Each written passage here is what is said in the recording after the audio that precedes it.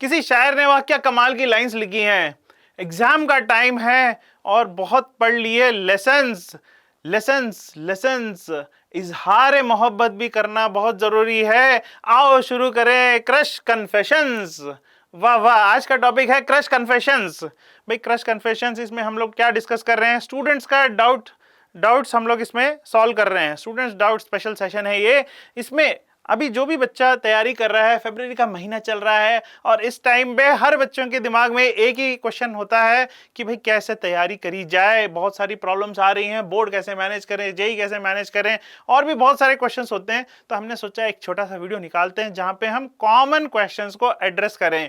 तो आज के इस वीडियो में हम बच्चों के कॉमन डाउट्स को एड्रेस करेंगे, उनके बारे में डिस्कशन करेंगे। ठीक है, चलिए शुरू करते हैं। शुरू करने से पहले सबसे पहले एक बड़ा अनाउंसमेंट है भाई, 25 फरवरी 2026 शाम को 5 बजे एक्स्ट्रा मार्क्स के यूट्यूब के जेई चैनल पे सब बच्चे लॉगिन करके जरूर से चेक करेंगे। एक बहुत बड़ा सरप्राइज हमने प्लान किया है सारे बच्चों के लिए, एक बहुत ही स्पेशल गिफ्ट है, तो जरूर से इसको चेक करेंगे, इससे आपकी प्रिपरेशन मल्टीफोल्ड इंक्रीज हो जाएगी। ठीक है, तो नोट कर लीजिए टाइम 25 फरवरी 2026 शाम के 5 बजे, है ना।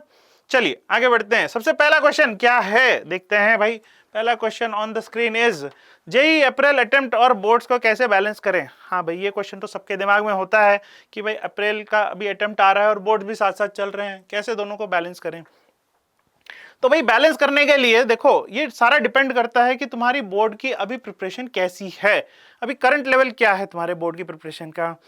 या तो हो सकता है कि तुमने अभी प्रीलिम्स जो हुए थे अभी बोर्ड्स के, उसमें तो तुमने बहुत अच्छा तहलका मचा दिया, ये एक सिनेरियो ये हो सकता है ना। अगर ऐसा है तो ठीक है, उसी कॉन्फिडेंस को मेंटेन करो और आगे जैसे तैयारी कर रहे हो वैसे कंटिन्यू करो, उसमें कोई चेंज करने की जरूरत नहीं है। जेई मेन पे डेफिनेटली फोकस करके चलना है साथ साथ में। तो मैं कहूंगा कि भाई 50-50 टाइम दे दो, 50% बोर्ड्स के लिए, 50% जेई के लिए। अगर दूसरी सिचुएशन में अगर बोर्ड्स की हालत उतनी ठीक नहीं है, थोड़ा हेल्प की जरूरत है, अभी जो प्री बोर्ड्स हुए थे उसमें ज्यादा नंबर नहीं आए हैं, तो दिक्कत की बात है। इस टाइम पे वैसे भी बहुत ज्यादा टाइम बचा नहीं है, आज अब 13-14 तारीख हो चुकी है और एग्जाम्स अभी 18 तारीख से शुरू होने वाले हैं। First paper I think physical education का है, फिर फिजिक्स का है 20 तारीख को, ये सारे पेपर अभी स्टार्ट होने वाले हैं। तो अभी वैसे भी ज्यादा टाइम नहीं है, तो पूरा ध्यान अपना बोर्ड्स पे ही रखो अभी के लिए। देखो भाई, अगर बोर्ड में नंबर नहीं आए तो एक तो भाई जेई के लिए एलिजिबिलिटी नहीं बैठेगी, है ना, 75% मार्क्स तो चाहिए चाहिए उसमें, और दूसरा बेइज्जती और होगी हर जगह पे कि भाई ये साल भर जेई की तैयारी कर रहा था और अब बोर्ड भी क्लियर नहीं हो रहे हैं इससे, है ना। तो इसलिए सबसे पहले तो बोर्ड्स को संभाल लो, अभी थोड़े दिन के बाद जेई पे वापस फोकस कर लेंगे। ठीक है, मोस्ट ऑफ द बच्चे जो हैं वो जेई के पीछे अभी इस टाइम पे अगर भागोगे तो बोर्ड्स पूरी लड़खड़ा जाएगी, तो ऐसा नहीं करना है। ठीक है, अभी सारे के सारे जितने प्रीवियस ईयर पेपर्स हैं बोर्ड्स के, वो फटाफट एक के बाद एक के बाद एक के बाद सॉल्व करते जाओ, है ना, ये काफी इंपॉर्टेंट है। इसके बाद अपन जेई के बारे में देखेंगे कि कैसे करना है। ठीक है, तो इस तरीके से बैलेंस अपन मेंटेन कर सकते हैं। अच्छा, डेट शीट भी है हमारे पास। अच्छा, डेट शीट है भाई, देखो 20 तारीख को फिजिक्स है, 18 को फिजिकल एजुकेशन, 28 को केमिस्ट्री है, 9 तारीख को मैथ्स है, फिर इंग्लिश है, फिर कंप्यूटर साइंस है और लास्ट में बायोलॉजी है ना। तो इसके बीच में जो गैप बच रहा है, जैसे 20 से 28 के बीच में फिजिक्स और केमिस्ट्री के बीच में जो गैप है, या फिर 28 से 9 तारीख के बीच में जो गैप है, इस गैप में तुम थोड़ा सा शुरू के दिनों में जेई पे ज्यादा फोकस कर सकते हो। जैसे जैसे हम एग्जाम के नजदीक जा रहे हैं वैसे वैसे हम लोग जो है बोर्ड्स पे ज्यादा फोकस करेंगे, है ना। इस तरीके से बैलेंस कर सकते हो। तो शुरू में यू कैन कीप भाई 40-60 का रेशियो रखो बोर्ड्स और जेई का। धीरे धीरे जैसे जैसे एंड की तरफ आएंगे उस टाइम में पूरा 100% बोर्ड्स की तरफ देना है जेई के लिए, चाहे तो लास्ट के 1-2 दिन छोड़ भी सकते हो, कोई दिक्कत नहीं है। ठीक है, इस तरीके से दोनों को बैलेंस करके चलो। अगला क्वेश्चन क्या है, जनवरी अटेम्प्ट बहुत बुरा हुआ, आगे क्या करूं। अच्छा, डेस्परेट जी, अच्छा डेस्परेट जी, भाई जनवरी अटेम्प्ट बहुत बुरा हो गया। अच्छा, तो वो तो हो चुका, अब तो कुछ कर नहीं सकते उसमें, है ना, उसमें कोई हमारा कोई रोल नहीं है। अब तो जो होगा बस अब ऊपर वाले की दुआ रहेगी तो कुछ आ जाएगा नंबर, नहीं तो फिर ठीक है कोई बात नहीं, और कुछ अच्छा लिखा होगा, है ना। तो पहली बात तो ये है कि इस पूरी जर्नी में हमें पूरा पॉजिटिव बन के रहना है ना।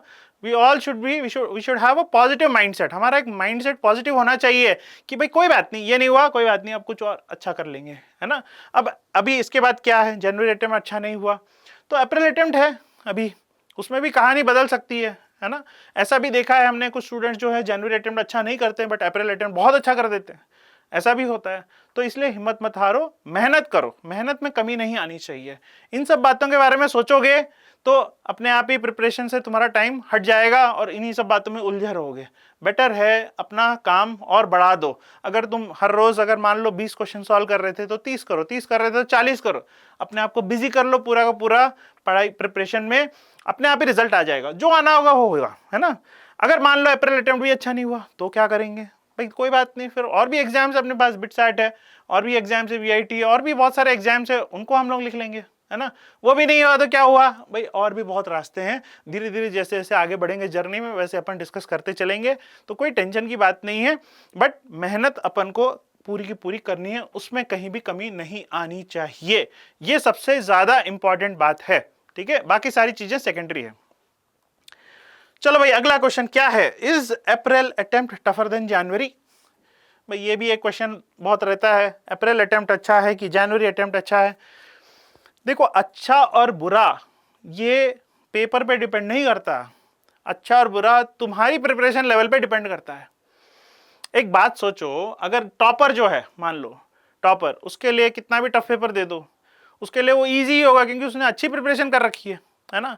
और एक मान लो स्ट्रगलर है कोई जिसने ज्यादा प्रिपरेशन नहीं की, उसको एक सिंपल सा पेपर भी दे दो तो वो भी क्या होगा, उसको लगेगा बड़ा ही हार्ड पेपर है ना।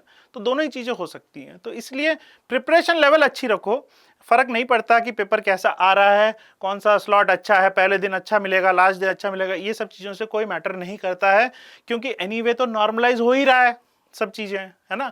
अगर टफ पेपर आ भी जाता है मान लो, तो जितने भी बच्चे तुम्हारे सेशन में बैठेंगे उन सबके लिए ही टफ होगा ना, तो तुम्हें सोचने की जरूरत ही नहीं है ना। और इजी होगा तो सबके लिए इजी होगा। तो अकॉर्डिंगली परसेंटाइल जब निकाल रहे हैं तो सारी चीजें नॉर्मलाइज हो जाएंगी। तो इन सब चीजों में ज्यादा दिमाग मत लगाओ कि कौन सा इजी है कौन सा टफ है। जनरली ये होता है कि अप्रैल शिफ्ट तक आते आते बच्चों की प्रिपरेशन ज्यादा अच्छी हो जाती है। दूसरा, बोर्ड्स खत्म हो जाते हैं तो पूरा फोकस जेई अटेम्प्ट पे ही होता है, तो इसलिए यूजुअली कट ऑफ्स थोड़े से हायर होते हैं अप्रैल अटेम्प्ट में as compare to January attempt. ये होगा ही, बट जो होगा वो सबके साथ होगा। तो इसलिए तुम निश्चिंत रहो, प्रिपरेशन अपनी अच्छी रखो, है ना। हर रोज तुम्हें ये सोच के चलना है कि मैं हर रोज कुछ ना कुछ पीवाईक्यूज तो करता ही रहूंगा, है ना, ये इंपॉर्टेंट है। अच्छा, अगला क्वेश्चन है भाई कि लास्ट 30-40 डेज में क्या स्ट्रैटेजी होनी चाहिए। हाँ भाई ये भी बहुत इंपॉर्टेंट टॉपिक है, बट ये बहुत ही बड़ा टॉपिक है। 30-40 डेज में क्या स्ट्रैटेजी होनी चाहिए, इस पे हम सेपरेट वीडियो बनाएंगे जहां पे हम डीपली डिस्कस करेंगे कि क्या स्ट्रैटेजी होनी चाहिए। बट मैं दो ही बातें बोलूंगा, एक, हिम्मत नहीं हारनी है, अभी इस टाइम पे हिम्मत नहीं हारनी है, जो हो गया सो हो गया, कोई बात नहीं। अगर अभी रिजल्ट भी आने वाला है 1-2 दिन में, अगर रिजल्ट नहीं आता है ठीक से तो भी हिम्मत नहीं हारनी है, बोलना है कोई बात नहीं, ऑल इज वेल, अगली बार हम बहुत अच्छा कर देंगे। ठीक है, अपने आप को पॉजिटिव सोचना है। अगर मान लो किसी एक सब्जेक्ट में अच्छे नंबर आ गए तो अपने आप को अप्रिशिएट करो, भाई चलो कोई बात नहीं, एक सब्जेक्ट तो अपन ने संभाल लिया ना, बाकी 2 भी संभाल लेंगे बाद में, है ना। तो धीरे धीरे अपना एक पॉजिटिव वे में अप्रिशिएट करते रहो अपने आप को, तो अच्छा होगा। दूसरी चीज, हर रोज कम से कम 20 से 30 पीवाईक्यूज रेगुलरली करने हैं। अभी मोर और लेस हमारे पास 30-40 डेज बचे हुए हैं, और 30-40 डेज में अगर हर रोज भी तुम 30 क्वेश्चंस करते हो तो अराउंड 1000 क्वेश्चंस तुम कर लोगे, जो कि बहुत अच्छा क्वेश्चन बैंक रहेगा, तुम्हारा कॉन्फिडेंस मेंटेन रहेगा। जनवरी अटेम्प्ट में जो भी तुमने कॉन्फिडेंस गेन किया है वो चलना चाहिए, वो कंटिन्यू होना चाहिए, उस मोमेंटम में कमी नहीं आनी चाहिए। इसलिए हर रोज 20 to 30 पीवाईक्यूज जरूर से सॉल्व करो। बस ये 2 चीजें करो, बाकी सारी चीजें अपन अलग से वीडियो में बात करेंगे कि कैसे इसमें क्या स्ट्रैटेजी यूज होनी चाहिए। ठीक है, कुछ हमने वीडियोस भी बनाए हैं स्ट्रैटेजीज पे, है ना, जेई मेन की स्ट्रैटेजी पे, तो इसको जरूर से चेक करना, यूट्यूब पे रखे हुए हैं, है ना, जेई मेन पेपर कैसे अटेम्प्ट करें।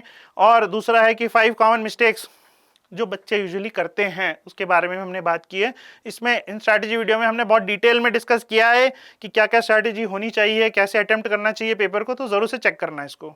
ठीक है, ये दूसरा वीडियो है जिसमें कि हमने मिस्टेक्स के बारे में डिस्कस किया है। और अगर अभी तक तुमने हमारा एक्स्ट्रा मार्क्स का जो YouTube चैनल है वो चेक नहीं किया है तो जरूर से चेक करना। इसमें अलग अलग फॉर्मेट के वीडियोस हैं, 1 शॉट वीडियोस हैं, जिसमें हमने हर टॉपिक पे अराउंड 50 to 60 क्वेश्चंस डिस्कस किए हैं ना, तो इसको जरूर से चेक करना। बेस्ट प्रॉब्लम्स हैं, फिर बोर्ड रिवीजन सीरीज भी है इसमें, साथ में हमने ट्रिक्स और शॉर्टकट्स के लिए छोटे छोटे शॉर्ट्स बनाए हैं जहां पे हमने क्वेश्चन को एक सिंपल तरीके से सॉल्व करना सिखाया है, तो उसको भी जरूर से चेक करना। ठीक है, चलिए भाई ये तो हो गई आज की कहानी। और भी अगर कोई क्वेश्चन हो तुम्हारे दिमाग में तो जरूर से कमेंट सेक्शन में लिखना, हम उसको तुरंत से रिप्लाई करेंगे। ठीक है, चलिए मिलते हैं अगले वीडियो में। All the best.